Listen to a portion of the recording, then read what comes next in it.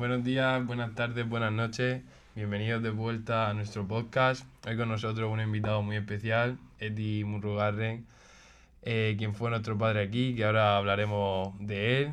Y antes de empezar queríamos hacer una mención especial a Nueva York, que este fin de hemos pasado 2 días allí con Lucas, que vive allí y hemos visto una cara bastante distinta, ¿no? ¿Qué tenéis que decir de eso? Bueno, hemos visto rincones que si fuéramos por nosotros mismos a Nueva York nunca hubiéramos descubierto, gracias a Lucas. Y bueno, hemos pasado un par de días espectaculares, ¿no, Ahora Marqués?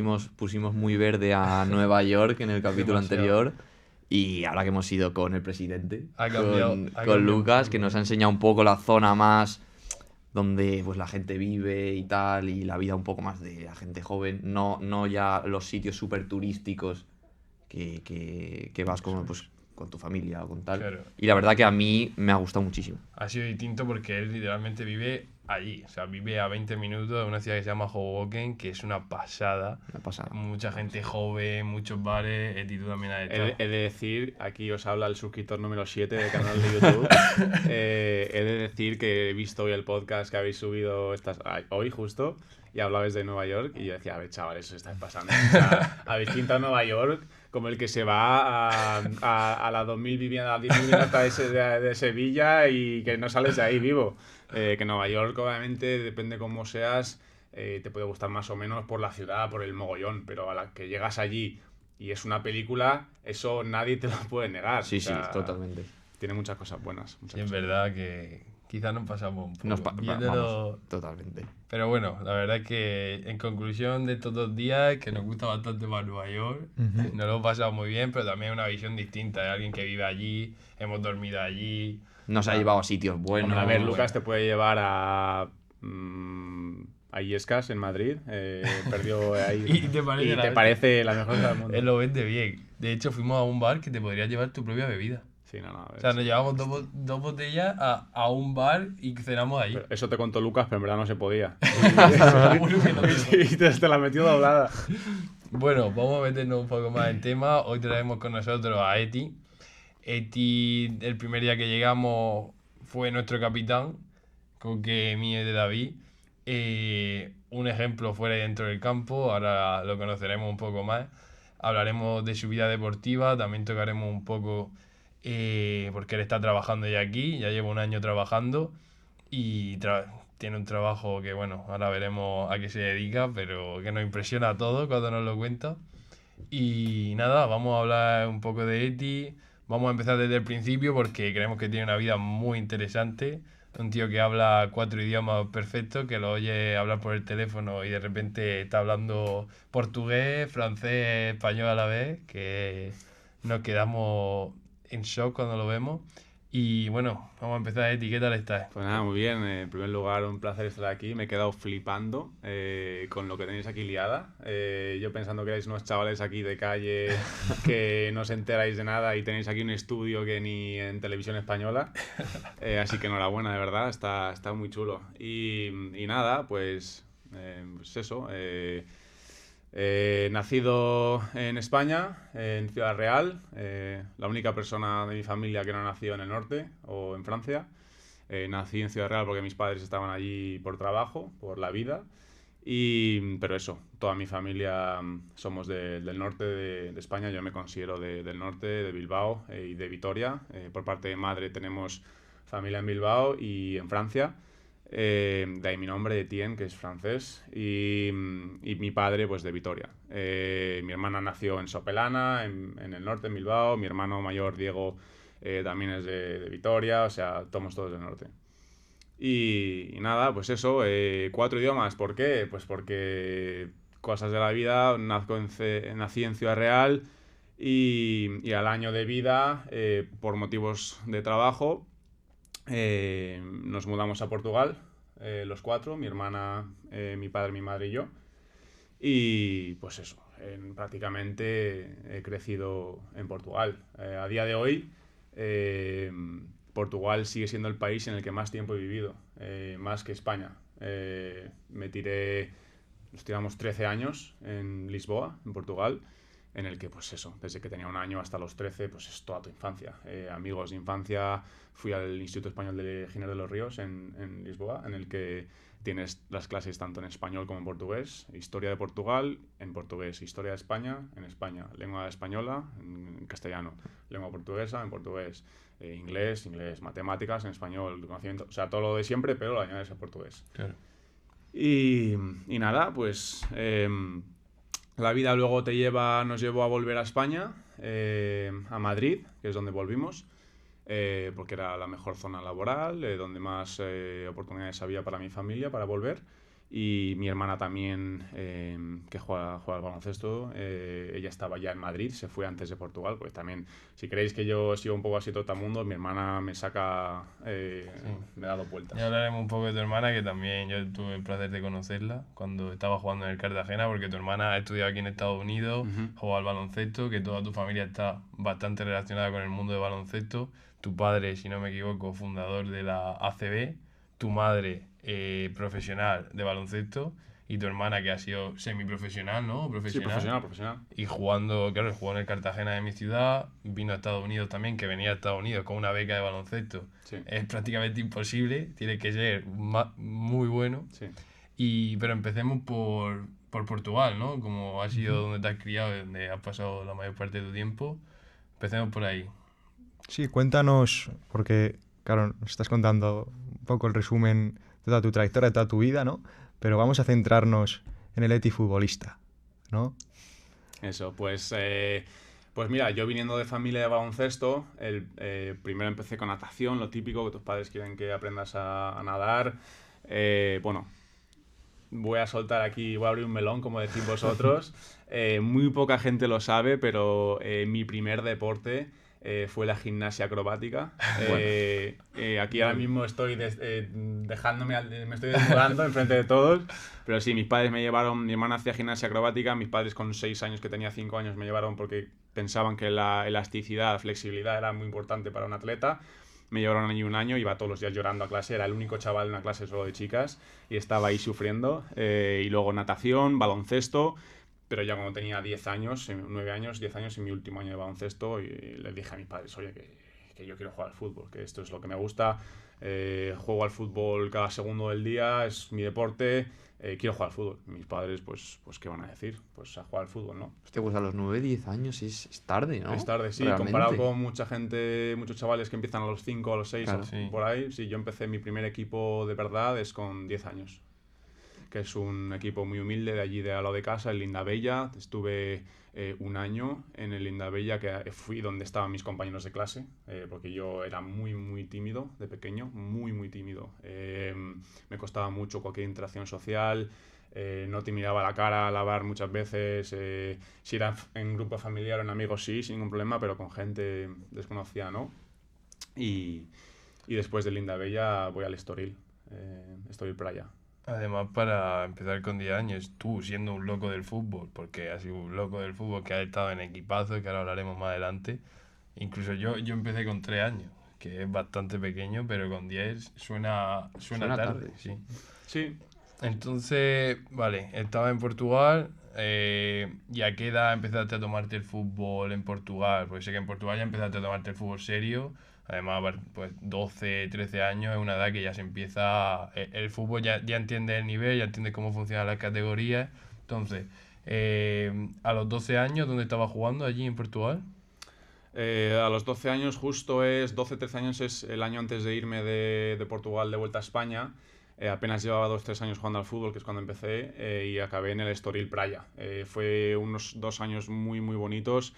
Competíamos contra el Benfica, contra el Sporting, contra equipos muy grandes de Portugal todos los años, y además fue justo casualidad que el Estoril Praia, el primer equipo, venía de estar muchos años que no hacía nada, y ese año, justo el año que entró al club, ascienden a Primera División de Portugal por primera vez en muchísimo tiempo, y obviamente pues eso atrae mucho. La cantera sube, jugadores de fuera, dinero para el club, viene a jugar el Benfica a casa y tú como chaval del equipo estás ahí viendo el partido. Pues muy bonito. Y pues hacemos también casualidad, nos juntamos un grupo de compañeros muy buenos de conexión, y acabamos haciendo años muy buenos en el que estamos compitiendo de tú a tú contra el Benfica, contra el Sporting, que allí es, para el que ha estado allí es impensable. Es decir, el Benfica y el Sporting acaban todos los años ganando cada partido 7-0 con 90 puntos de diferencia contra el tercero y siempre se pelean el título entre Benfica y Sporting. Claro. Y ese año, esos 2 años fueron muy buenos de competir contra ellos. ¿Tuviste la oportunidad de hacer alguna prueba con Benfica? Porque nos han comentado algo. Sí, el último año de Estoril, cuando ya mis padres están, digamos, hay mucho tiempo fuera de casa, ¿no? Te tiras 13 años en Portugal, quieres volver a España más cerca de la familia. Pues ese año pues me llaman para ir a entrenar con el Benfica, ¿no? Después de un partido se acercaban a mis padres, oye tal, soy los padres de Etienne, le llevamos siguiendo un tiempo y eso, y queríamos verle. Y tanto fue con el Sporting de Lisboa como con el Benfica. El Sporting entrené con ellos también y bien, pero el Benfica era el que más interés tenía, a tal punto que ofrecieron tenerme allí en la residencia, quedarme con ellos con 12 años. Porque sabían que mis padres se iban a volver ese mismo verano de vuelta a España, pero no, yo no tenía capacidad de decisión ni era el momento y mis padres nos volvíamos todos a España, no me iban a dejar atrás en Portugal. Y te volviste a España y ahí en España, ¿a qué equipo?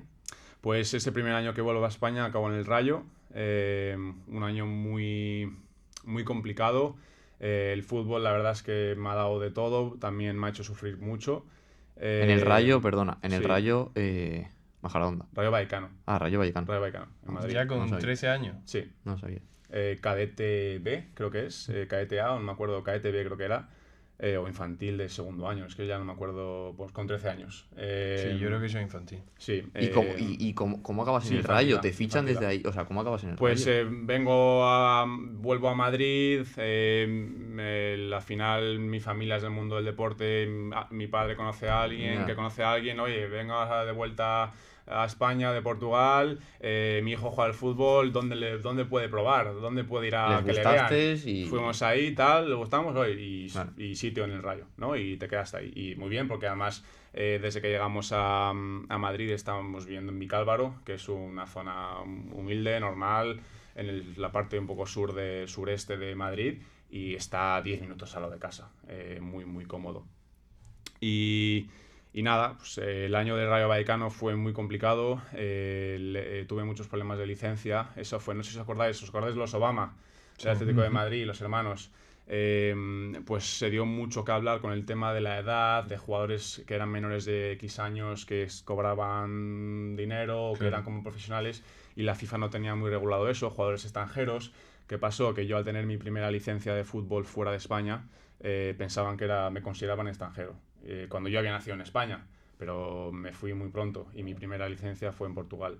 Me tiré los primeros 4 meses de temporada que no podía jugar. No me daban la licencia, me consideraban extranjero, hasta que después de muchas vueltas de papeleo y tal, ya por fin se me considera nacional, como soy. Y nada, pues obviamente tú imagínate, empiezas 4 meses que no puedes participar. Claro. Es Para muy un complicado. niño de 13 años, dejarte 4 meses sin jugar al fútbol simplemente por burocracia, la verdad es que tiene que ser duro. Y eso, y no encajé, no era mi sitio, y eso con el tiempo el fútbol me ha hecho madurar mucho y tampoco era mi sitio. No encajé con el momento, no se dio el timing y no era mi sitio.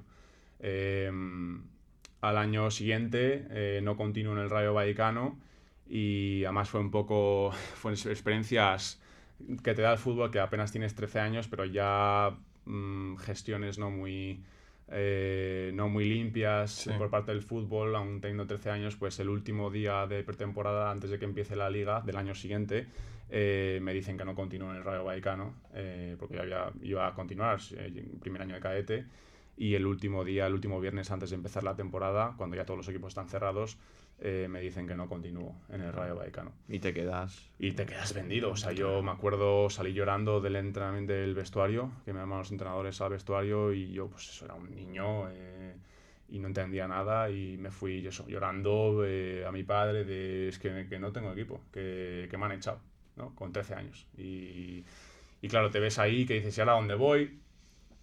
Por fortuna, el entrenador de aquella época en el cadete B del Rayo, con el que hice la pretemporada, él fue muy, muy buena persona, Tony, me acuerdo de él, y me dijo, oye, mira, Tien, ya sé que es un fastidio que te quedes sin equipo ahora último día, pero tengo un amigo, mi mejor amigo, es entrenador del Vallecas, un equipo muy, muy humilde, justo cruzando la calle de Rayo Vallecano, con el cadete A, es decir, con gente más mayor.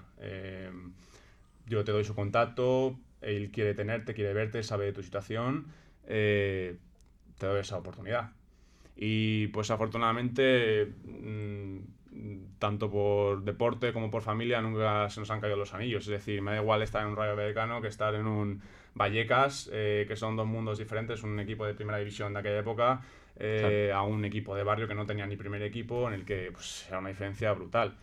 Antes de que siga, has mencionado a los hermanos Obama. Sí. Y yo recuerdo haber visto alguna foto tuya jugando con ellos con la Sí. camiseta del Atlético de Madrid. Sí. ¿En qué momento de eso? ¿En qué momento juegas con el La Atlético? transición de Portugal a España, ese mismo verano que nos volvemos a España, me llega la oportunidad de jugar con el Atlético de Madrid el torneo de la Ibercup, que casualidad se jugaba en el Estoril, Praia, el equipo donde venía. Sí, claro.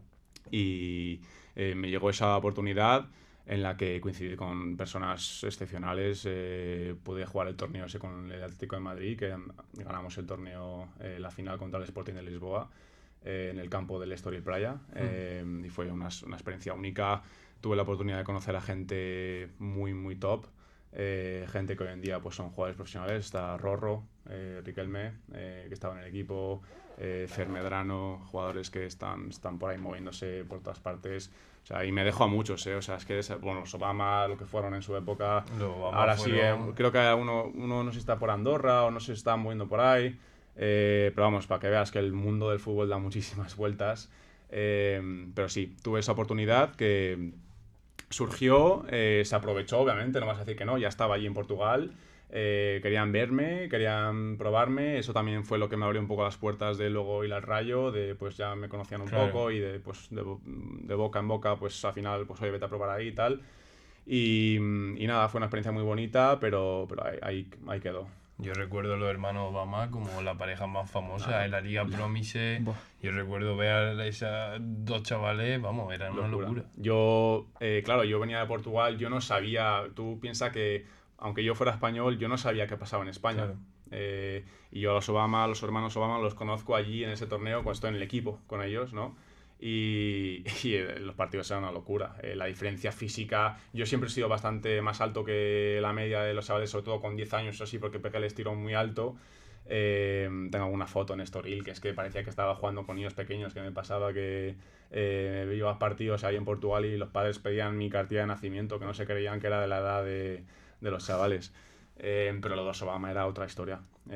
Pisaban el balón, tú le dabas un pelotazo y no se movía. Era imposible, o sea, era imposible. Qué guapo. En el Rayo Vallecano, volviendo otra vez a tu etapa ahí, no sé si recuerdo mal, el director de cantera en ese momento ahí, ¿quién era exactamente? Yo no me acuerdo, falleció hace muy poco. No sé, Julián no era, no me acuerdo el nombre, pero falleció hace poco. Pues a lo mejor me he equivocado con la pregunta. Puede ser que Michel, el entrenador del Gerona, estuviese por ahí. Michel era director de cantera o director de algo así de cantera importante, y los defensas teníamos tecnificación todos los miércoles, si no me acuerdo mal, y él era el entrenador de tecnificación y era el que nos entrenaba todos los miércoles. Una persona excelente. Sí, ¿te gustaba? Sí, bueno. Tengo muy buen recuerdo. Coincidía con él una vez a la semana, una persona muy humana, muy humilde, muy cercana.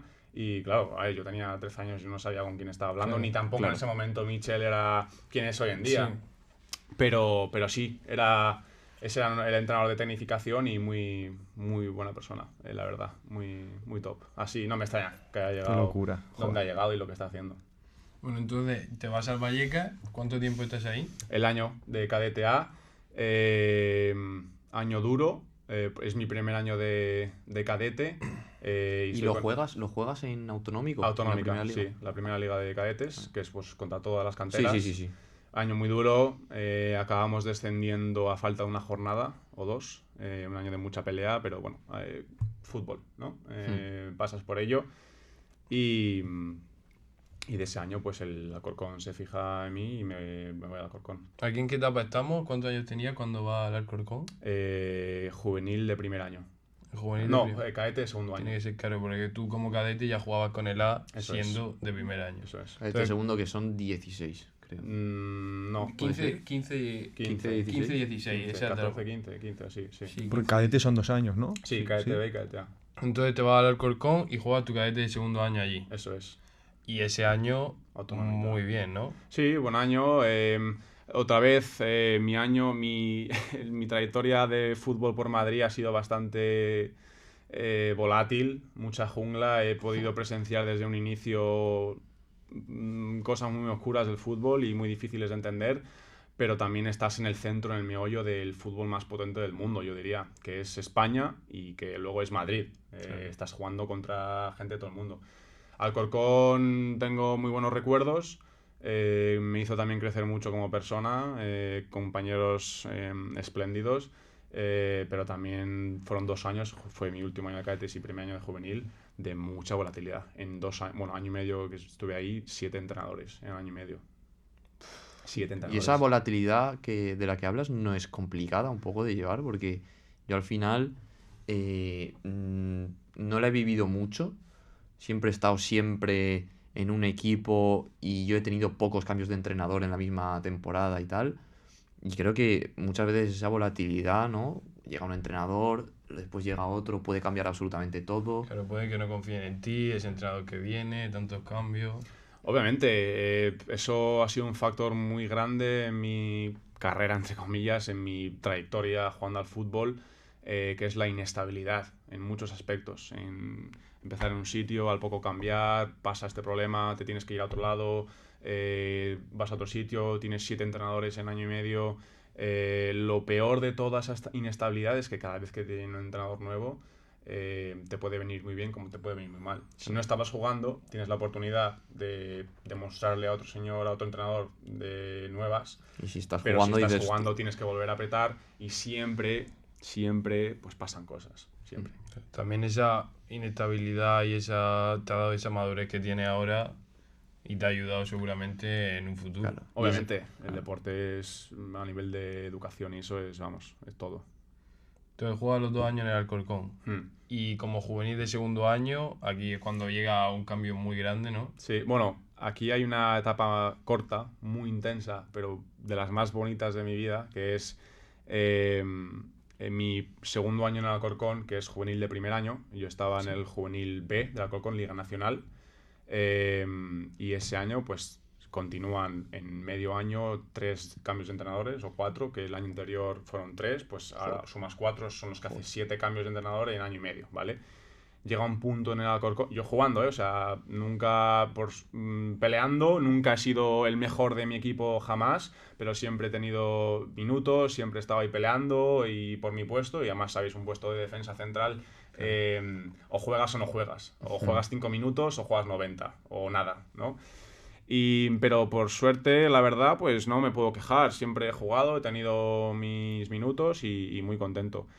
Pero llegó un punto que ya eran 3-4 cambios de entrenadores, una inestabilidad que era insufrible, una sensación de vestuario y de todo muy mala, Claro. que tomó la decisión complicada, pero que jamás me arrepentiré, es lo mejor que he tomado.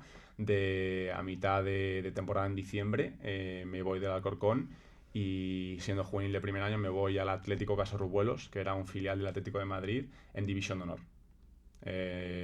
Un equipo que estaba a 50 minutos, una hora de mi casa en coche.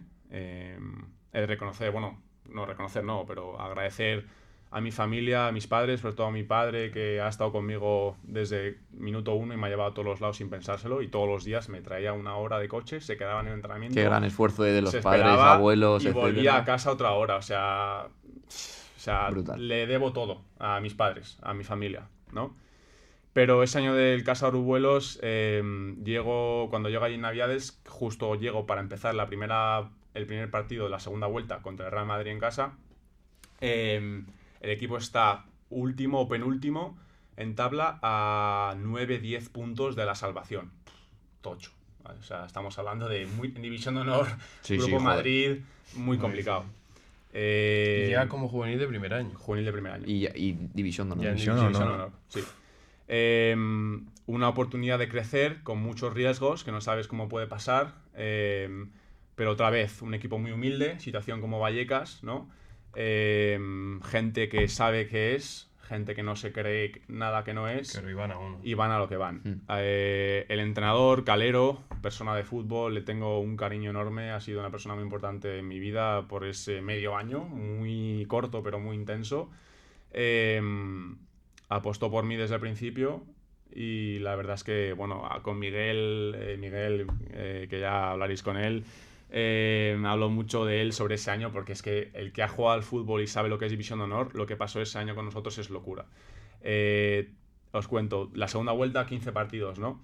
A falta de 8 jornadas, estábamos a 9 puntos de la salvación. Es decir, estás muerto. Llevábamos 6 partidos seguidos perdiendo en División de Honor, seguidos, de la segunda vuelta. El último de ellos, 5-1 o 6-1, perdimos contra el Atlético de Madrid. Rorro, tal, gente que había coincidido hace unos años de pequeño en un torneo tal, están ahí jugando y están reventándola. Hicimos en División de Honor 5 partidos seguidos ganando, entre ellos Getafe, la Peña de León, de Valladolid a un equipo, de Palencia, o sea, Y siendo el equipo viajando, colista. tal, el equipo colista, 5 partidos seguidos ganando, que matemáticamente de los 6 partidos que quedaban había que ganar 5 para salvarse, y ganamos 5 seguidos. La vida, que es que la vida es así. El último partido que tenemos que ganar, teníamos otro de margen, pero si ganábamos el penúltimo partido de liga nos salvábamos matemáticamente contra el División de Honor del Alcorcón, que se jugaba la vida por no descender. Si les ganábamos, el Alcorcón División de Honor descendía. Y no les quedaba otra, tenían que ganar ellos sí o sí. Bajaron a Jorge Cuenca, que está jugando ahora en Inglaterra, en Primera División, a jugar en el Barça B, coincidí con él en Alcorcón.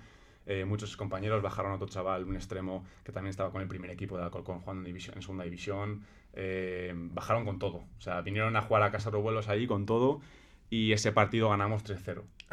O sea, descendemos a Alcorcón, a excompañeros, que fue triste, obviamente, es la cara dura del deporte, pero ese año fue una locura, acabamos manteniéndonos, fue historia, es decir, estábamos muertos, no había por dónde cogernos, pero todo el mundo iba a entrenar todos los días, nadie ponía una mala cara, éramos 16, 17 en plantilla, no había casi ni desconvocados o no había desconvocados y estábamos todos a una. Y Te tenían un poco de rabia los del Alcorcón. Qué va. Este chaval nos ha dejado en diciembre. Pero si es que yo ni era de División de estaba en Honor, Nacional. yo estaba en Nacional. Obviamente Claro. conocía a gente más mayor, pero eran de tercer año todos. Yo tenía 16 años, 16, y todos tenían 18, 19, lo que es Claro, tercer claro. año de división de juveniles.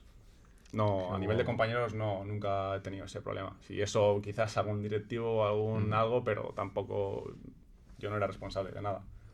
Bueno, y eso al final, cerrando tema, joder, vaya año, siendo juvenil de primer año, División Honor, cambias de equipo a mitad de temporada, haces un final de temporada increíble consiguiendo la salvación y eso al final, joder, hablando así en grosso, es un pepino, eres un pepino para cualquier equipo que quiera hacer un proyecto la gente en lo cuanto, vería. claro, lo vería. Sí, obviamente es un escaparate muy grande. Ese año de División de Honor, estás jugando con el Real Madrid, Atleti, el Rayo, Leganés, Getafe, Alcorcón, toda esta gente. Mínimamente en el Real Madrid tenías a Óscar Rodrigo, el que está jugando en Primera División, al Óscar, ¿no? A Rodri, El de las faltas, ¿no? La falta, tiene un El de las balón faltas, parado sí, sí, impresionante. Ese año metió, me acuerdo, creo que 4 o 5 goles de medio campo. De que la pegaba de donde fuera. Bueno, a nosotros nos metió gol de medio campo, de que pegó un pepinazo, el portero estaba por uvas y le cayó. Pero sí, gente, he tenido la fortuna de cruzarme con jugadores muy top que a día de hoy están jugando Primera División, Segunda, extranjero, donde sea. Y ese año, cuando acabas, te viene a buscar la Cultu, ¿no? Sí, ese año, eso es. Me vieron jugando un partido contra el Avilés, o un equipo de Ávila, de por ahí. Y pues me vieron allí y desde entonces me siguieron y al final de temporada llegó eso. Y a la Cultu llega prácticamente siendo una estrella, ¿no? Porque vienes de primer año, un central, que va a ser un seguro por 2 años, porque te quedaban todavía 2. O sea, llegar a la Cultural siendo una estrella. Bueno, a ver, estrella no, porque al final soy un niñato, pero sí que hubo una apuesta muy grande por parte de la Cultural. Casualidad había también que el año que llego a la Cultural ascienden a segunda división el primer equipo, que eso te da mucho dinero, mucho todo al club, ¿no? Entonces el proyecto cambia. Y pues eso, tengo de las mejores experiencias de mi vida con el fútbol, es el ir a la Cultural, en primer lugar, ese año entero. Y la pretemporada que pude hacer con los mayores, el primer equipo, que fue bestial. ¿En qué división estaba la Cultural? Segunda división. Antes de llegar. La tuya, claro. Antes de que llego, segunda B. Y subió a segunda y tú hiciste la pretemporada con el primer equipo. Sí. Siendo juvenil de segundo. Sí. Hostia. Cuéntanos cómo fue eso. Como una locura. O sea. ¿Cómo pues, verías el nivel? Un salto, pues es que dices, ¿pero qué hago aquí? ¿Sabes? ¿Qué hago aquí? Una diferencia de velocidad, de ritmo, de jugadores que ya de experiencia, que están en primera división, en la Premier, en todos lados. Pues eso, yo venía andando, León, una ciudad pequeña, León, tengo una ciudad, le tengo un cariño tremendo y tengo un montón de amigos ahí todavía y tengo eso, pues muchos recuerdos y muy buenos. Y León, pues yo vivía en verano, cuando llegué en pretemporada, el 15 de julio del 2017, yo cuando empecé ya justo acababa de cumplir 17 años. Y pues eso, yo iba a entrenar andando y mis compañeros llegaban en un Mercedes o en un tal, todos tal, pero gente muy humilde, tío, muy jugadores que pues eso al final siempre tienes alguno que pues se lo cree más o tiene más aires, pero yo te diría que de toda esta gente que está arriba no llegan por casualidad, no hay ningún regalo y todos es gente humilde, que han pasado por muchas cosas, saben lo que es el fútbol y eso, pues poder coincidir con jugadores como central, capitán Iván González, formado en la cantera del Madrid, jugador, un capitán ejemplar, que estás con él y desde el primer momento te acoge y te habla muy bien, te da un cariño tremendo. Tienes jugadores que vienen más tarde que fichan como a Emi Buendíaz, que está en la Premier, Señé, un mediocentro brutal, Tops, es que da igual, cualquier jugador. Y eso, o sea, fue una experiencia brutal. Y ese año estuviste jugando juvenil con la Cultural, estaba en Nacional, ¿no? Sí, era un proyecto para subir. Proyecto para subir. Eso fue la parte negativa. Nos quedamos a un punto de subir. Tuvimos un par de liadas de partidos que pierdes cuando no tienes que perder y eso, y no subes. Claro. Porque la Cultural te viene a buscar a Madrid y o sea, al final, joder, te está ofreciendo un contrato, ¿no? Sí, en principio eran 3 años de contrato, obviamente había objetivos y uno de ellos era ascender. Y el hecho de no ascender, pues complica todo, pues porque yo era muy caro para ellos, no tenía rentabilidad tenerme otro año más en Nacional, siendo tercer año de juvenil ya. Pues eso, al final yo estaba en León, cobrando 400 euros al mes, que es una locura siendo juvenil de segundo año, que te están pagando todo, vives en León y estás jugando en Nacional y te están pagando 400 euros al mes, pues es mucho en España para un chaval. Y eso no se puede mantener otro año más. Y aparte, también, mala fortuna, el primer equipo, el mismo año que asciende a segunda división, el siguiente año baja a segunda B. Entonces, o sea, no subís a División de Honor. ¿Y qué haces el año siguiente? Último ya de juvenil. Tenía varias opciones que, bueno, era o hablar con la Cultural y llegar a un acuerdo en el que, aunque ya era insostenible, porque también me tenían que mantener residencia, universidad, colegio privado, todo era muy caro para ellos, no merecía la pena y tenían jugadores de León que podían hacer lo mismo que hago yo y mucho más barato.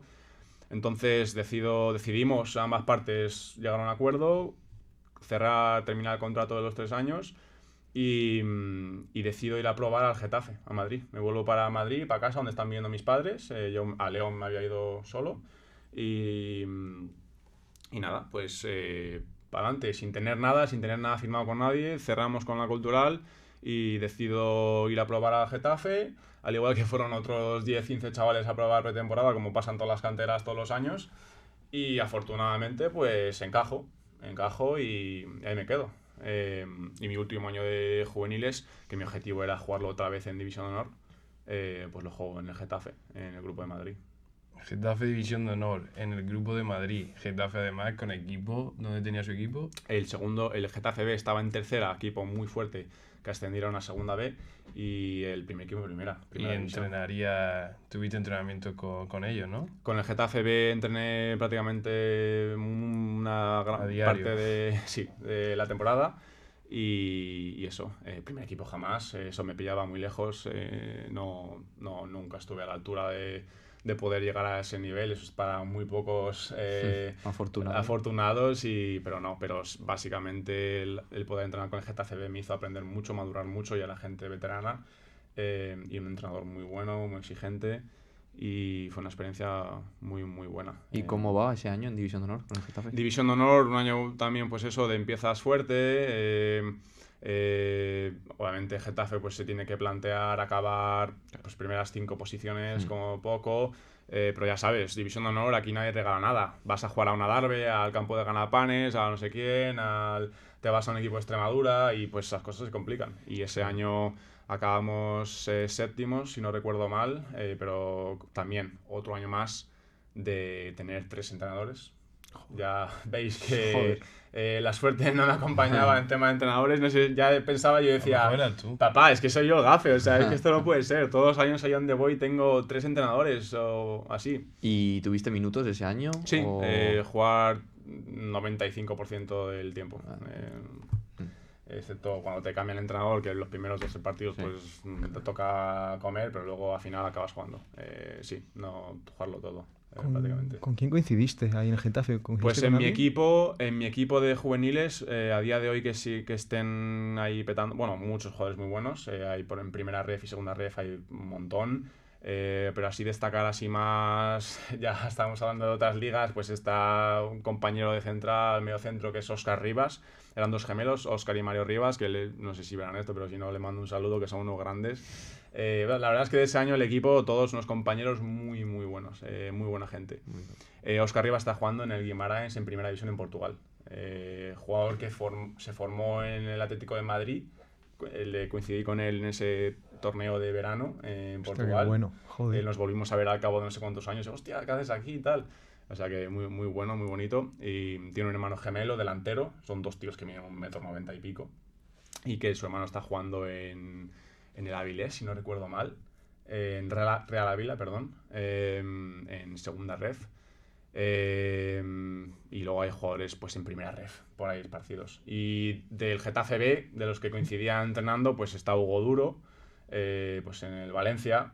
Hugo Duro, que marca Sí, goles sí, en primera no, división. un tío que delantero que tú le ves y a dónde está, te hace ya lo mismo en tercera que en primera división. O sea, el tío, como he dicho antes, yo al final, si algo he aprendido con el fútbol es que no hay nada regalado. Muchas veces la gente habla y dices, ese tío no vale nada, se lo han regalado, tiene contactos, tiene enchufes o lo que sea. Obviamente, tienes que tener suerte, contactos, ser bueno, que las lesiones te respeten y todo, pero también tienes que valer. Y Hugo Duro es un ejemplo. Un tío que está siempre colocado donde tiene que estar colocado y te mete muchos goles. Que al final, ¿qué es lo que quieres de un delantero? Que te meta muchos goles. Una cosa que creo yo que te caracteriza, y por eso te llamamos el Capi, es por ser, para mí, uno de los mejores capitanes que he visto, fuera y dentro del campo. ¿Cuándo empezó tu vida como capitán? ¿Empezó pronto? ¿Fue ya en el Getafe eres capitán? ¿Cómo fue? No. Mi primera vez como capitán, bueno, después del Getafe, termina mi época, digamos, de juveniles y ya pasas a senior en España, que ya no hay edades, ya estás mezclado con todo. Ya es el fútbol. Ya es el fútbol de verdad. Fútbol de fútbol verdad. de verdad. Y es un cambio importante. Allí en Madrid, en el Getafe, ese año no nos quedamos ninguno. Ni una sola persona del equipo del Juvenil División de Honor pasa ni al Getafe B, que es triste, es duro, pero ese es el fútbol. Pero ya ves, no se queda nadie y ahora tienes jugadores jugando en primera. Entonces, pues es el fútbol. Y de ahí paso al Villaverde, otra vez un equipo muy humilde de tercera división del Grupo de Madrid, que venía de hacer un año muy bueno de quedar quinto en Liga. 2 del Getafe vamos allí. En un lateral izquierdo, Rozano, tío, un bombazo de jugador de Real Madrid, cantera, selección española. pero mala fortuna con las lesiones, la rodilla, la verdad es que el pobre sufrió bastante. Y coincidimos ahí, no sabíamos que íbamos ahí los dos al mismo equipo, coincidimos. Y ahí fue Villaverde. Estuve mis 2 primeros años de senior en tercera división. Y ahí yo creo que mis 2 años de Villaverde han sido como 2 años de vida de perro. 7 por 2, 14. Han sido 14 años de vida ahí en Villaverde. Claro, un tercera de Madrid. Ya cuando acabas División de Honor, ahí el cambio se nota. Nosotros no hemos llegado a notar ese cambio porque ninguno estuvimos allí, pero tú ya llegaste más tarde a la universidad. ¿Y si cuántos años estuviste en senior jugando allí en España? 2 años. Esos 2 de Villaverde. Sí, 2 años muy complicados en el que mucha inestabilidad, pues eso. Además, esto no nos olvidemos, mi primer año de senior es 2019-2020. ¿Qué pasa? COVID. Viene COVID. Equipo humilde, resultados no salen, un equipo muy veterano, con mucha gente de ya mucho recorrido por el fútbol, y cuando las cosas no salen, pues estalla todo. Y mucha inestabilidad económica, y me toca al mitad de temporada, bueno, en mi principio de temporada salgo votado por los jugadores, uno de los capitanes del equipo, siendo pues de los más pequeñitos. Creo que ahora viéndolo con distancia, creo que la gente me soltó una bomba que no quería cogerse a nadie, pero no. Yo desde el primer momento lo asumí con un montón de orgullo y responsabilidad, y ahí es donde donde fui por primera vez capitán, digamos, de un equipo. Y Claro. Además me sorprende un montón que tú has dicho que de pequeño además eras un chico tímido, ¿no? sí. Sí. O sea, ¿Qué como- pasó?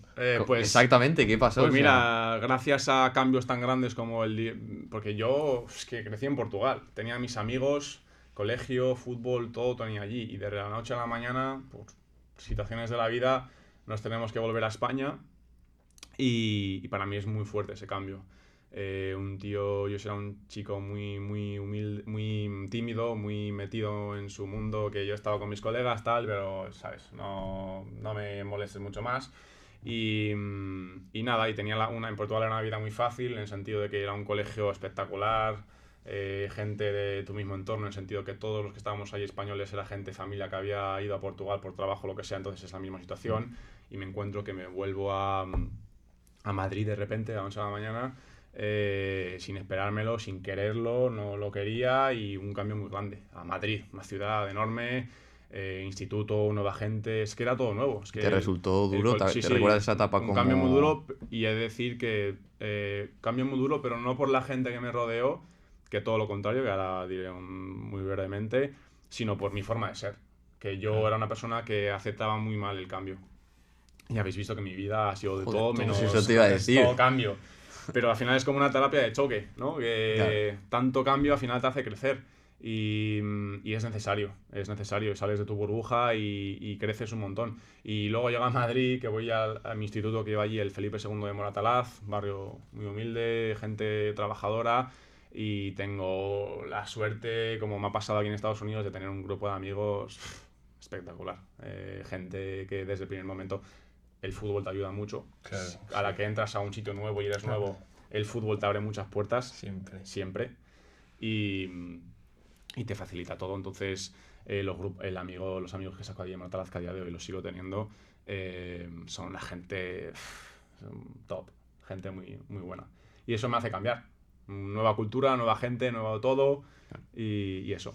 Pero volviendo a Villaverde, sí, 2 años ahí empiezo con tema de capitán, y aprendí mucho. Hubo muchos problemas, el lidiar con gente muy mayor que te saca muchos años. Eso te quería preguntar, ¿cómo lo llevaban? La gente que era más veterana y llegas tú de primera. Pues año habría con de el todo. brazalete. Yo imagino, yo he reflexionado mucho de pensar cómo fui en ese momento y cómo he terminado siendo mi último año de fútbol, por ejemplo, aquí en Estados Unidos. Y hay cosas que cambiaría de cómo hubiese hecho, pero también no hubiese aprendido si no hubiese tenido errores. Claro. Pues había de todo. Gente pues que quizás no le gustas, no te traga, y gente que sí. Pero al final tienes que ir a lo tuyo, tienes que seguir, y no te queda otra. ¿Nos dejamos algo allí en Villaverde, Coque? Nada, pues acerca un poco del nivel, de cómo es la tercera ahí en Madrid. Sí, pues hombre, tercera división, fútbol puro y duro, modesto, en el que tienes de todo. Tienes jugadores que han estado en primera división que están ya para retirarse y están jugando su último año, últimos años por jugar. Y gente joven que viene de canteras, gente intermedia, de todo. Es una mezcla muy grande. Es un fútbol, desde mi punto de vista de fútbol, es el que más disfruto. Un fútbol muy directo y un fútbol así muy agresivo como estilo inglés. Pero también desde otro punto de vista futbolístico menos atractivo, menos técnico, menos vistoso, más tal. Pero sí. ¿Jugaste contra Cata Díaz, si no me equivoco? Ese año en tercera el Cata Díaz estaba en el Móstoles. Joder. Joder, has buscado bien, ¿eh? Hemos hecho aquí un researching.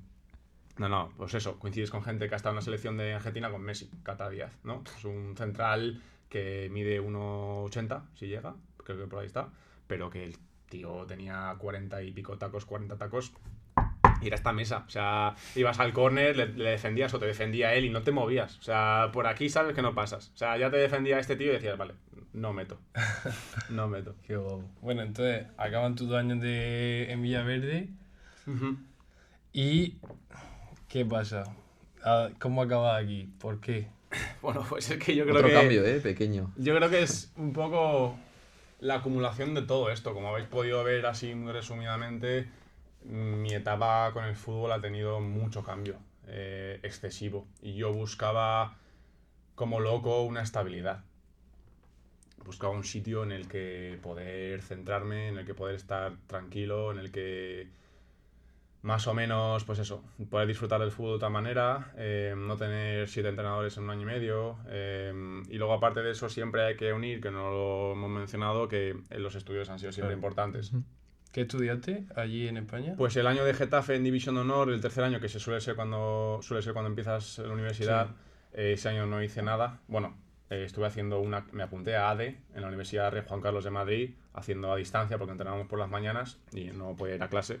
Y entonces me apunté a ADE online, que ya ves tú, iba a suspender todas y entonces me borré de todas las clases y me cogí con una.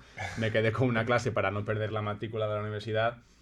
Pero bueno, ese año es lo que se considera el año gap aquí en América y no contó para nada. El año siguiente, a la que voy a Villaverde, empiezo la Rey Juan Carlos ADE, pero de verdad presencial, porque ya entrenábamos por las tardes y ya se podía. Y pues me atraía el tema de la economía, el tema de empresa, así, y eso. He de decir que pues antes ha salido mi hermana así brevemente y tengo que reconocer que tiene muchas virtudes ser hermano pequeño. Claro, tu hermana ya lo hizo Y antes. una de ellas es que, pues eso, mi hermana para mí ha sido referente en muchas cosas. Desde que tenía 14 años se fue de casa por el baloncesto y el paso de Estados Unidos ella también lo hizo con el baloncesto. Estudió 4 años en América y pues yo ya sabía más o menos que me podía encontrar o sabía muchas cosas importantes, ¿no?, de Estados Unidos. Y ella fue la que me abrió las puertas, digamos, de la oportunidad de saber que eso existe. Estando en el Getafe me llega la opción de irme a Estados Unidos con un programa de la Liga BBVA, no, la Liga Santander en ese momento, ¿no?, de un proyecto que había entre la Liga con canteras y traer a jugadores a Estados Unidos, que no lo cogí, me negaba. Yo en la opción de Estados Unidos en un primer momento la tenía cancelada, de que esto no era para mí, que yo pensaba que era morir, era un cementerio de jugadores que no habían llegado a ningún lado. Que es, yo creo, un poco la imagen que tenemos todos los que hemos estado jugando en España, digamos, compitiendo, intentando llegar a algo. Pensamos que Estados Unidos es un cementerio, en todo, ¿no? De este chaval, en vez de dejar el fútbol e irse con los chavales a tal, pues se va a Estados Unidos, ¿no? En plan, escapa. Que yo es como lo veía. Y nada, estando en tercera, con toda esta volatilidad, COVID, de todo, no sé qué, problemas, la carrera ni sí ni no me enganchaba del todo. Claro, porque te viniste a media. Sí. No como nosotros a empezar la carrera, te viniste después de 2 años ahí en España, que tampoco sabes muy bien, te van a convalidar las cosas aquí, porque ese tramo que David, por ejemplo, hizo ese tramo solo con 1 año, sabemos que es difícil y que no siempre funciona. Y tú te viniste con 2 años allí en España a acabar la carrera aquí y luego pudiste hacer el máster también, ¿verdad? Sí, yo al final volvemos a lo mismo. Las mejores decisiones que he tomado han sido las que más peligro llevaban en un primer momento y las que más respeto imponían. pero pues eso, tienes 2 años de carrera que dices, joder, me voy a ir ya que llevo 2 años y estoy ya a mitad de camino. Pero por suerte, por fortuna, puedo convalidar los 2 años que tengo en España de ADE. Y un poco así, casualidad, destino de la vida, no sé cómo quieres llamarlo, a la que estoy haciendo la inscripción para venirme aquí a Sacred Heart, en qué carrera es la mía. Yo busco ADE, que existe en Estados Unidos, que se llama Business Administration, y no la encuentro. Y lo más cercano que encuentro es Business Economics, ¿no? Que es economía. No es ADE, es economía. Y la elijo. Y me engancha, ¿no? Y me engancha bastante. Vamos a bombardearle ahora con Sí, preguntas, porque aquí creo que es el paso más Sí, gordo yo creo que aquí- tenemos. Bueno, hay mucho tomate tenemos aquí. Yo tengo un par. Buah. Y entonces, ¿cómo se viene aquí a Estados Unidos? Porque era un perfil muy bueno, te viene hace más tiempo que nosotros, que ahora está siendo más conocido el proceso, pero cuando tú viniste no era tan conocido y era un perfil muy potente para las universidades estadounidenses. Claro. O sea, al final un jugador que ha jugado en cantera, que ha cambiado de equipo 1000 veces, que ha sido capitán en un equipo senior, siendo de primer año, es un perfil muy bueno. Entonces, ¿cómo fue esa universidad que tuviste? ¿Por qué elegiste Sacred Heart? ¿Qué fue lo que te hizo venir aquí? Pues, a ver, para empezar, yo vengo gracias a la gestión de Ture. Es una agencia que trae jugadores solamente de fútbol. Hay agencias que traen de todo, tenis, fútbol, baloncesto, hacen de todos los deportes, pero de Ture pues es una de esas que está solo enfocada en fútbol. Con Shimo y con Jaime Miralles, 2 hermanos que son una bomba. Que nos sigue en el podcast. Sí, ya Uno lo de sé. Un saludo ellos, para sí. ellos. No se pierden una. Pero no, son gente top, que también es lo mismo. Agradecer. Es que hay mucha gente a la que tienes que agradecer Ya. muchas cosas. Lo mismo, a ellos también les mando un saludo porque son unos tíos top, crack, y os debo también mucho porque son gente muy buena. Y pues empiezas con ellos el proceso de buscar universidades. Aquí hay una parte muy importante que es tu presupuesto familiar, personal, para irte a cualquier lado. Y pues bueno, no se me cae ningún anillo, pues un presupuesto muy muy limitado o casi inexistente. Y eso obviamente también te dificulta muchas cosas, porque las universidades en Estados Unidos son muy caras. Vienes como atleta y te pueden dar una scholarship, una beca, pero claro, es mucho dinero. Y claro, eso te cierra un poco el abanico de oportunidades. Y pues en el proceso hay universidades que vienen, te contactan, te ilusionan, universidades muy muy grandes, proyectos muy muy grandes, pero que también tocan a todo el mundo porque son tan grandes que tienen la capacidad de tocar a mucha gente. Pues por ejemplo al principio pues Oregon State era una universidad que estaba bastante interesada, pero no se acaban de decidir, el tema del dinero era muy importante. Luego Claro. también hay que añadir que para la beca también está la parte académica. Y yo estaba ya en la universidad en España, por lo que mis notas ahí en España eran muy importantes. Y para acceder a la máxima beca académica en Estados Unidos tienes que tener de media un 7,5 en la carrera en España. Que cuidado, porque la carrera en España tener de 7,5 de media, a no ser que seas como nuestro amigo Miguel, un genio. Claro, para nosotros era más fácil porque estábamos en bachiller. La media que mandábamos era de bachiller. Claro, pues a mí me pedían de media un 7,5 de carrera ya en España. Joder. Pero afortunadamente eso no ha sido problema, nunca fue problema. Acabé con un 7,50 y algo de media, o sea, por la campana. Por la campana. Pero claro, esto hay que sumarle que el año que estoy para hacer el proceso es 2021, que el COVID es muy reciente. Las universidades, mis exámenes no acababan hasta julio de 2021. Por lo que esperar a mis notas en julio era cerrarme a todas las universidades, porque nadie me iba a esperar hasta julio cuando la temporada empieza en agosto, ¿sabes? Y pues entre ese motivo y demás, sale Sacred Heart, ¿no? Universidad en la costa oeste, genial, cerca de casa, entre comillas, diferencia horaria la mínima posible, porque te vas a la otra punta en Oregon State, ¿no? Y tienes 9. Que eso es cambio. El billete, en vez de costarte $700 o 900, te cuesta 1.500, 1.600. Que eso también para mí era imprescindible. No me puedo dejar eso. Y luego también un factor humano muy, muy importante que fue con los entrenadores de Sequejar, Anthony, Oscar y Paulo en ese momento, pero he de reconocer que con el que más hablé en ese momento fue Paulo, que Paulo es el entrenador de Sí. porteros, un Máquina. señor, nuestro padre aquí en Estados Unidos, o por lo menos para mí él lo ha sido, y nos une que el portugués. Hablamos antes de los idiomas es el hack de la vida, te abren puertas de todo. Y él es familia portuguesa, y yo, como había vivido en Portugal y hablo portugués perfecto, pues conecté con él muy rápido, el tema de portugués y demás. Y pues fue una apuesta a ciegas, un poco, no a ciegas, pero sí que fue una apuesta grande por parte de Sequejar, en el que vengo con una beca máxima, en el que me ofrecen todo, apuestan y... Pero Así un sale. breve inciso. Tú vienes a Estados Unidos, para que la gente lo sepa, con un presupuesto que estabas buscando a una universidad que te lo pagara todo. Sí, sí, Estabas buscando 100%. y con tu currículum, etcétera, encuentras universidades que te lo quieren pagar todo y, como has dicho, vienes a Sequejar Ujú. cubierto, al 100%. Al 100%. No, seguro de salud pagado, libros pagado, comida pagada, residencia pagada, clases pagadas. Estamos hablando de 60 y pico, 70.000 al año de cobertura.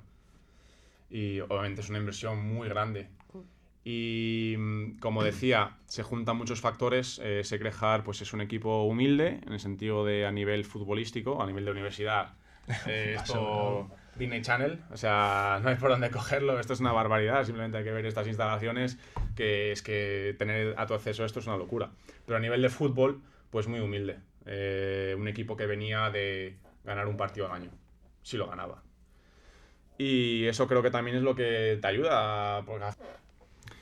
Y eso, el hecho de ser un equipo pues humilde, también te da la oportunidad de que pueden apostar por ti, porque si vas a un equipo pues que es todo estrellas y peleando por todo, pues van a decir por qué voy a destinar tanto dinero en un solo chaval, cuando puedo cogerlo de otro sitio mucho más barato y me va a rendir igual. Entonces, esa ventaja, al final es eso, un balance, un equilibrio entre qué puedes ofrecer y qué falta. Y era una mezcla perfecta con Sequejar, de lo que yo buscaba y lo que a ellos les hacía falta. Y he de decir algo muy importante, espero que no le moleste a nuestro compañero, ex compañero de equipo y amigo Lucas, que él llegó a la universidad antes que yo, como he mencionado antes, y yo no hubiese estado en Sequejar si no es por él. Tiene un detalle que pues le describe como persona, que a nivel económico la oferta que me daba Sequejar faltaba un dinero, X cantidad, que tenía que ponerla yo de mi bolsillo, y como no podía afrontarlo, les dije que no, y resulta que a Lucas, que ya estaba en el equipo, le iban a subir su beca, le iban a dar más dinero, y deciden, hablan con él, le comentan la situación, y Lucas, sin conocerme, sin haberme visto nunca, casualidad que jugamos el uno contra el otro en España sin saberlo, pero bueno, cosas de la vida, Lucas dice: si tanto confiáis en él y creéis que vale la pena, el dinero que me ibais a dar de extra, dáselo a él. Qué señor, O sea, se dice pronto.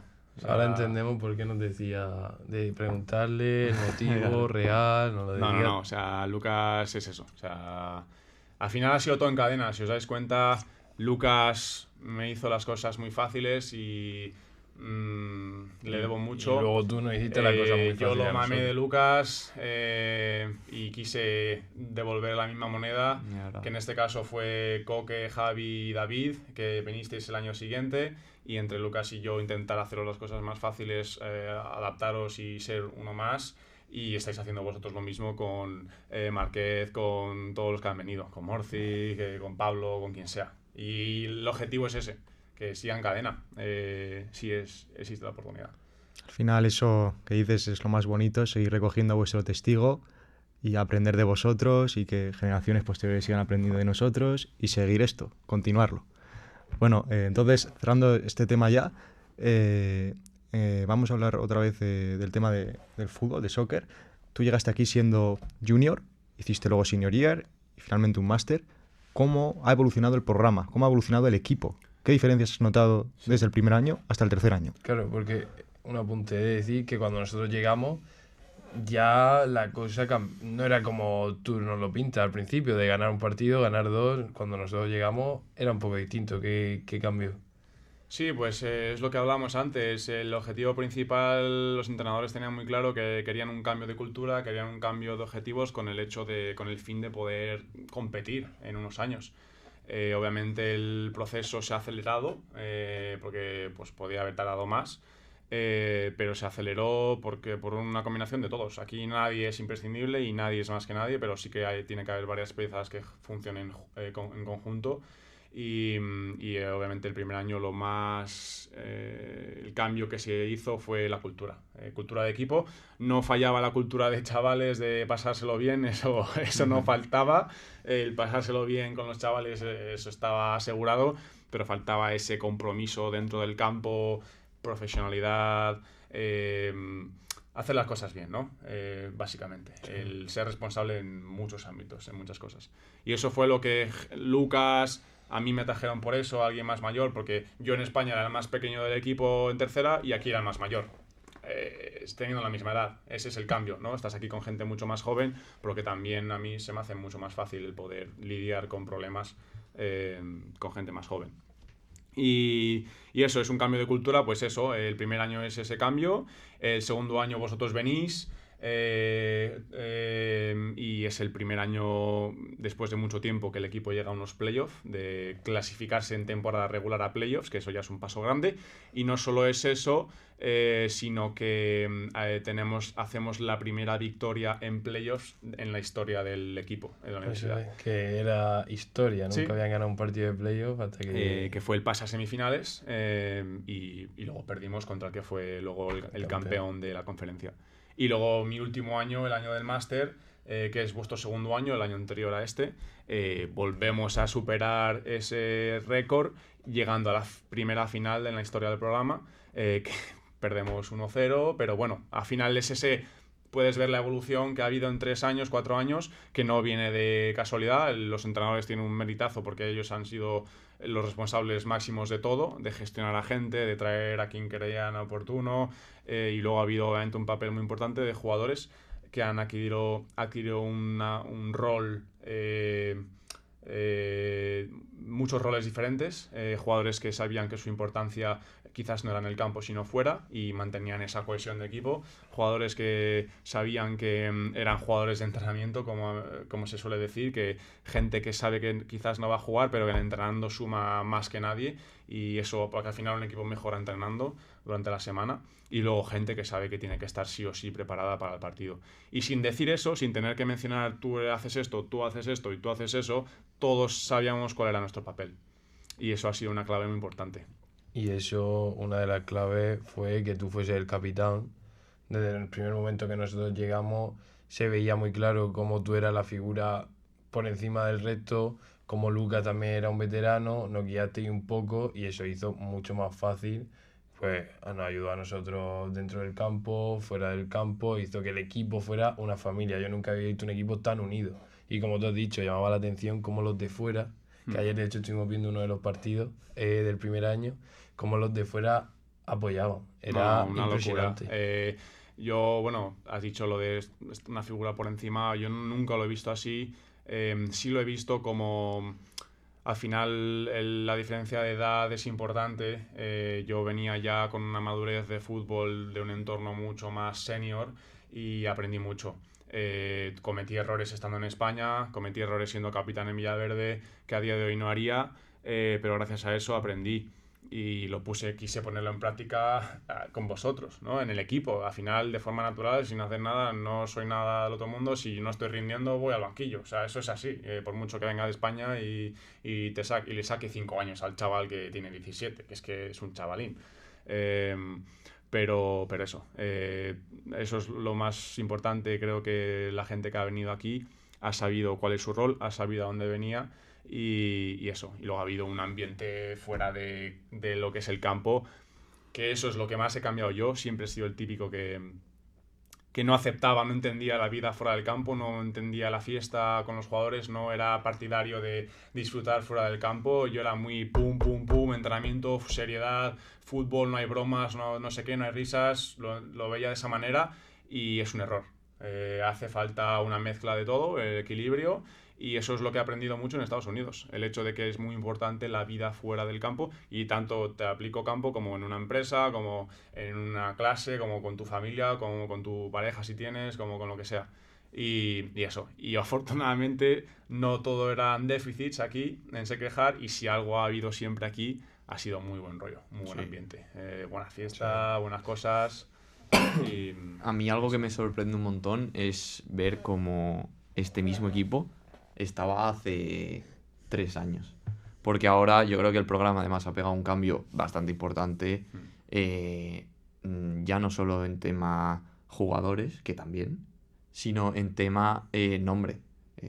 La temporada que viene vamos a jugar contra Vermont, los campeones, los Es que eso es una actuales locura, campeones del torneo de la NCAA. O eso sea, es una locura. O sea, vais a jugar la temporada que viene, la gente no lo sabe, aquí en Estados Unidos hay conferencias que son ligas, como ya mencionasteis en otros podcasts, que se dividen por zona geográfica, en la que tú intentas pelear por ser campeón de esa conferencia, que eso ya es un paso muy grande, y tienes el anillo típico de la NBA, anillo de campeón de conferencia, que es un sueño para todos, y el ganador de cada conferencia luego juega unos nacionales que son, pues eso, la élite. Los ganadores de cada conferencia llegan ahí, hay 4, 5, 6 rondas, o sea, son muchos partidos, y hay un solo campeón del país entero, Estados Unidos. Estamos hablando de que un país tan grande como que Texas es más grande que España, para hacer un poco de proporción, ¿sabes? De tamaño. Y vais a jugar el año que viene el primer partido de pretemporada o de temporada contra el campeón de Estados Unidos. Que eso hace 3 años era O sea, impensable. es que eso ya es un paso muy grande en el sentido de, oye, que Sequejar existe, ¿no? Que hay un equipo de fútbol en Sequejar que sigue siendo humilde, y yo, desde mi punto de vista, esa etiqueta no puede quitarse uno. Sería un error porque no has ganado nada, y es la realidad. Pero sí, es un paso gigante. Y estoy o sea, vamos, el año pasado, y mientras pueda y esté aquí, no pienso perderme un partido. Porque es que lo mencionabais en el podcast de esta mañana, bueno, que habéis subido hoy, domingo 3 de marzo o 2 de marzo, no sé qué día es hoy, que hay mucha gente que se siente muy orgullosa de ser del equipo o de la universidad, y por eso dona tanto dinero, ¿no? Y crea un estadio de hockey así de la nada por un tío que ha donado 60 millones. No viene de la nada. Ojalá el día de mañana nos vayan las cosas tan bien que tenga disponibilidad de mandarte 1.000 euros o 5.000 o la cantidad que sea, porque de verdad que si el día de mañana llega y se puede, lo haré. Y estoy seguro que, al igual que yo, mucha gente que ha pasado por aquí, porque se crea esta sensación de familia, de echar las cosas bien.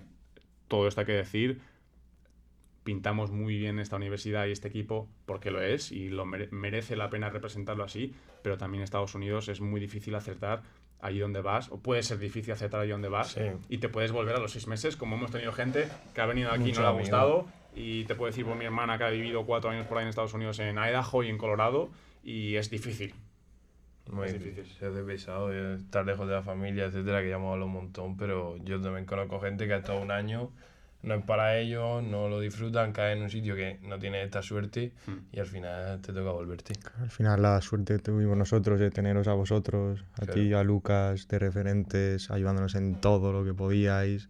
O sea, Que eso lo hemos mencionado muy por encima, pero es que eso es muy importante en cómo entras a un sitio, que haya gente que te Sí, acoge. pero y O sea, bueno, muchas gracias, obviamente o sea, lo haces muy natural, pero, y esto también lo he aprendido cambiando de equipo en España y viendo las cosas con gente veterana, la gente no te ayuda, la gente no te ayuda si tú tampoco estás dispuesto, abierto a que te ayuden. Con esto quiero decir, yo si veo que eres un flipado y que no sabes dónde estás, quizás intento ayudarte al principio, pero luego, chaval, no, siento. Y todos vosotros que no he podido coincidir en campo, pero lo puedo ver, sois gente que venís con una mentalidad diferente, estáis abiertos, gente normal, gente sencilla, y es que ayudaros es fácil, o sea, de verdad.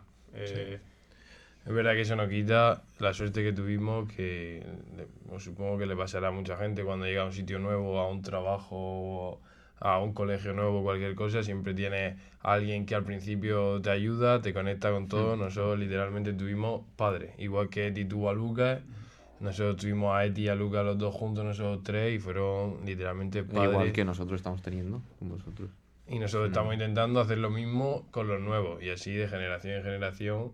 Bueno, y con Mimi, que bueno, él lo hacía todo por su cuenta. Pero... No, ya vendrá aquí el Miguel, pero bueno, vaya...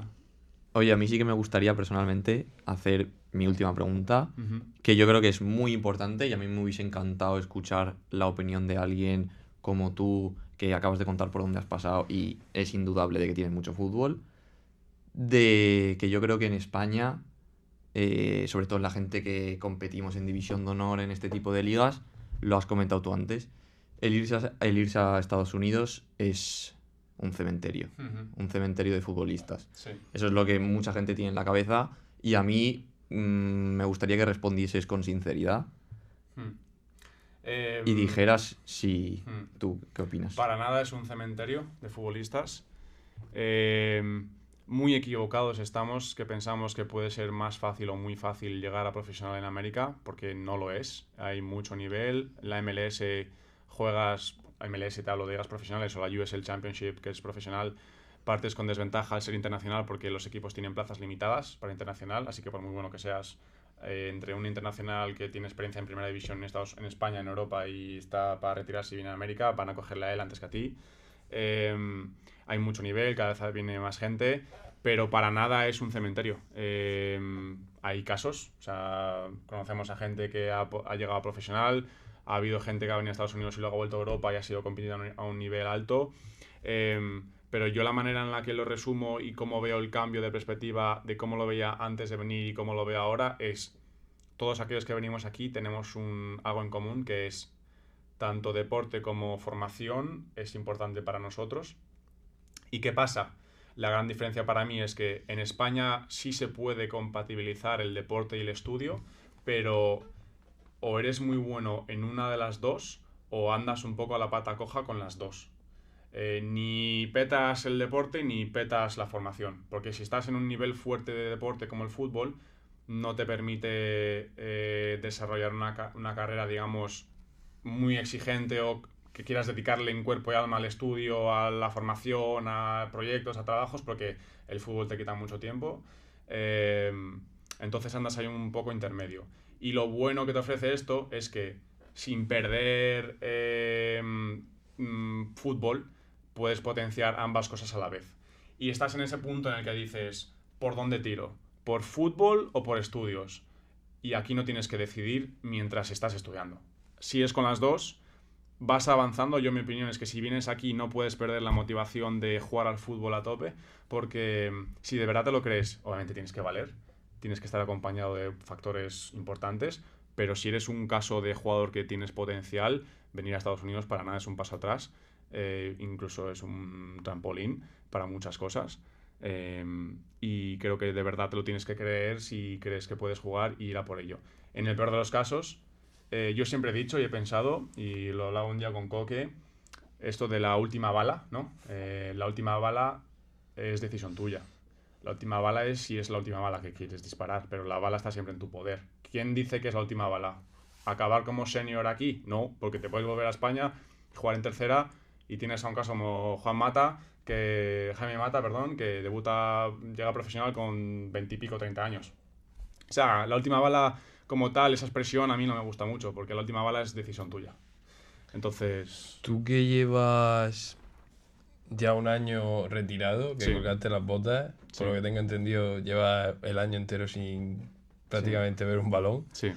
¿Cómo se lleva? Porque nosotros no nos hacemos la idea todavía, lo vemos un poco lejos. ¿Cómo Sí. se lleva dejar el fútbol después de haber estado toda tu vida, todos los fines de un partido, entrenando todos los días a este nivel? ¿Cómo se lleva dejar el fútbol después de tanto Pues tiempo? es agridulce, pero lo más importante para mí, que tengo la conciencia muy tranquila, es que he hecho lo que quería, he tomado yo mis propias decisiones y me voy con la conciencia muy tranquila de que he dado todo de mí y he tenido la suerte de que he podido ver resultados, porque puedes darlo todo de ti y no ver resultados. Digamos, como por ejemplo llegar a una final, historia con el equipo y todas estas cosas. Es difícil porque, joder, es tu vida. Ha sido tu vida siempre, ha estado contigo. Pero yo, de manera individual, sé que hay gente que deja el fútbol y sigue atado al fútbol, pues, pachangas, partidos, tal, no sé qué. Para mí no puedo. Es que el fútbol solo lo concibo y en general las cosas que hago, que tengo pasión por ellas, el fútbol o es 100% fútbol y a muerte y compromiso y un equipo y profesional y exigencia y que te pidan resultados, que te pidan tal, no lo concibo. Ir a una pachanga es que no la disfruto. Sí, la disfrutaré, obviamente, tocar el balón, unos pases, un remate con los colegas, pero hoy en día, hoy como tal, no. Y afortunadamente tengo la suerte de haber encontrado una pasión, que son las finanzas, y estoy en cuerpo y alma con ella. Y eso es, al final ese soy yo creo. Si me tuviera que definir, soy más de, pues, encontrar algo y mientras dure, explotarlo. Dedicarte al 100%. Explotarlo, sí. ¿Hay algo, ya como para Sí, cerrar, para cierre. hay algo de lo que te arrepientas de por estos 3 años aquí en Estados Unidos, en este fútbol americano? Bueno, a ver, arrepentirme, pues ojalá hubiera metido un gol con el equipo, que en 3 años nunca he sido central goleador, la verdad. Me hubiese gustado mucho ganar. Tenía 2 promesas que le hice a mis padres antes de venirme a Estados Unidos. Una de ellas es: voy a aprovechar la oportunidad al máximo, y estoy muy satisfecho con eso porque la he aprovechado al máximo y mientras dure, ¿no? Ahora que he conseguido dar el paso complicado e importante de poder trabajar, tener un trabajo en Estados Unidos después de estudiar, siendo internacional. Pero la otra promesa que hice a mis padres fue que volvería con un anillo. En plan, obviamente suena muy a película y suena muy aquí a fantasma, pero de verdad era un objetivo. Yo, sabiendo que iba a un sitio súper humilde y que había poco que sacar, que ganaban un partido al año, quería irme a casa con el anillo. Nos quedamos en la final, que perdimos 1-0 en mi último año. Por temas de elegibilidad de Estados Unidos, no puedes seguir jugando. Si hubiese tenido un año más para poder jugar, lo hubiese cogido para seguir intentándolo, pero al final luego tienes que tomar una decisión y Un inciso, el anillo es lo que te dan cuando ganas la conferencia. Eso es, Yo- campeón de conferencia. Otro inciso, el año que viene ese anillo llegará y, Será parte- Hombre, y todos... no.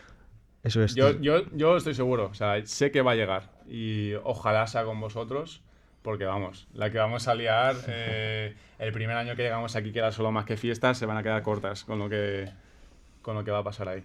Y bueno, ya cerrando el podcast, no creo que ha sido una conversación impresionante. Hemos aprendido más de ti todavía, que aun estando 3 años contigo no lo sabemos todo. Y nada, la primera promesa que le hiciste a tus padres la cumpliste de lejos. Yo tuve la suerte de conocer a tus padres también y tienen que estar muy orgullosos del hijo que tienen. Y hablaremos también de Volverás, porque él tiene historias para contar de sobra. Y también que eres un español que ha conseguido un puesto de trabajo en Estados Unidos. ¿Y qué puesto de trabajo, no? Entonces, Volverás seguro, volveremos a hablar con Eddie, lo tendremos de vuelta, que además vive cerca. Y nada, con esto cerramos, ¿no? Con esto Ha sido un cerramos. placer, Eddie, muchas gracias. Placer el mío y que sigáis a tope con esto, que es una locura, tío. Aprovecharlo, disfrutarlo y eso. Os deseo todo lo mejor. Pues nada, Muchas nos gracias. vemos la semana que viene. No, madre, joder.